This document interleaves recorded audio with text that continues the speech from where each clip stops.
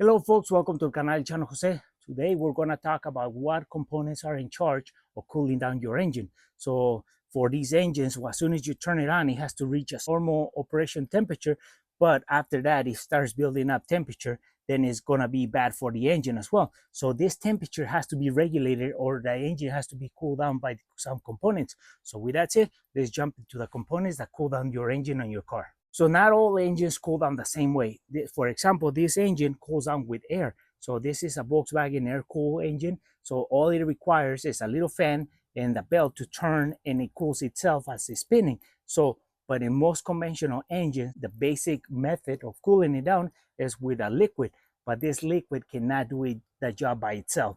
So there's a team of components that help the liquid to dissipate that engine heat. The coolant is responsible for picking up that heat from the engine and dropping them off at the front of the radiator. So the coolant is actually the transportation for the heat. It's the one that picks up the heat and it takes it away and it drops it off where it needs to be dropped off. So that's the job of the coolant, but the coolant cannot do the job by itself. So there's more components that are into this team to get the heat from that engine and cool it down. So the coolant is responsible for absorbing the heat from the engine, but the coolant has to go from that point to a different point to be able to deliver the heat to another component to be able to cool down.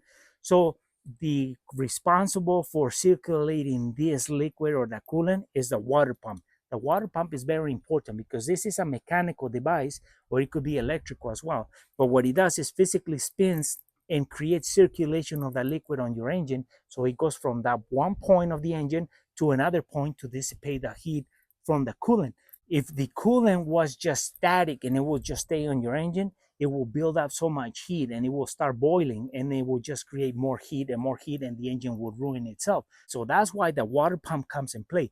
So it keeps the circulation of the liquid, so it keeps delivering the heat where it needs to go, and it grabs the coolant grabs the heat.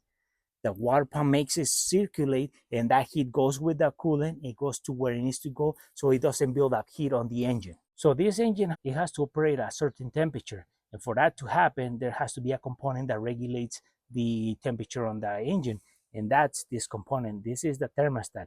This keeps the fluid in the engine, and when that fluid or the coolant stays in there for a while, and when that coolant starts reaching certain temperature, this guy reacts to the change of temperature of the liquid, and it starts opening and allows fluid to go through because the water pump is trying to circulate that.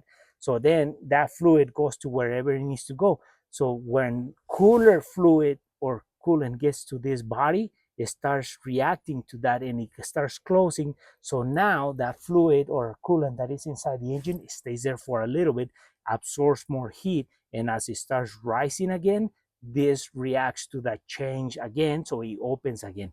So the thermostat is in charge, or regulates.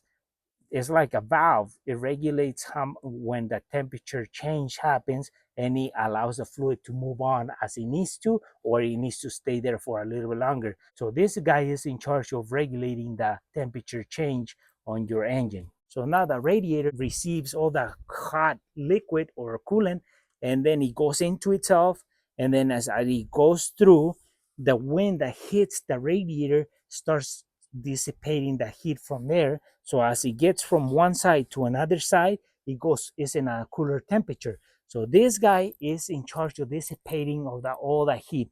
So that's why at one end, when the engine is running, one end is hotter than the other end, because this guy is dissipating of all that heat and is making the liquid cooler than when it came into itself. So it comes in hot, goes through the fins and the radiator, and then as it comes out to go into the engine is in a cooler temperature. So it goes to the cooler temperature liquid goes into the engine to absorb more heat, and then come back to the radiator and repeat the process again. So the radiator is in charge of dissipating all the heat as the car is driving and the wind is hitting the front of the car. So what about if the radiator is not getting any wind, if the car is not moving and there's heat building up on this radiator? Well, that's when the fans can come in.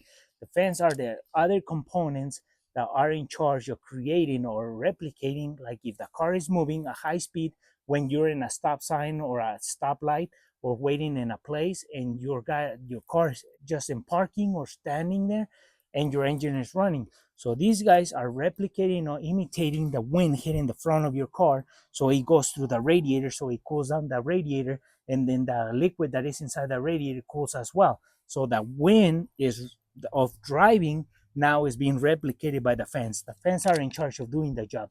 So that's why when you're driving a high speed, there, all the wind that is hitting the front of your car is actually cooling down your radiator. But when you come to a stop or you're waiting for someone in the area and you're not moving, now the fans have to do that job of, like, if you're moving down the freeway at high speed. That's why the fans are so important to work properly, so they cool down your radiator when your engine is running and your car is not moving. Well, folks, we just wanted to expose some of the basic information about the components that are in charge of cooling down your engine or conventional engine, because now we got electric cars, but this is for conventional engines, and we nothing advanced. This is just to our level basic stuff. You get to see a little bit of this system and get an idea how it works. For our friends who are watching a video, haven't subscribed to our channel, please subscribe. If you like a video, give us thumbs up, share it, and we'll see you soon with more videos here in el canal de Chano Jose.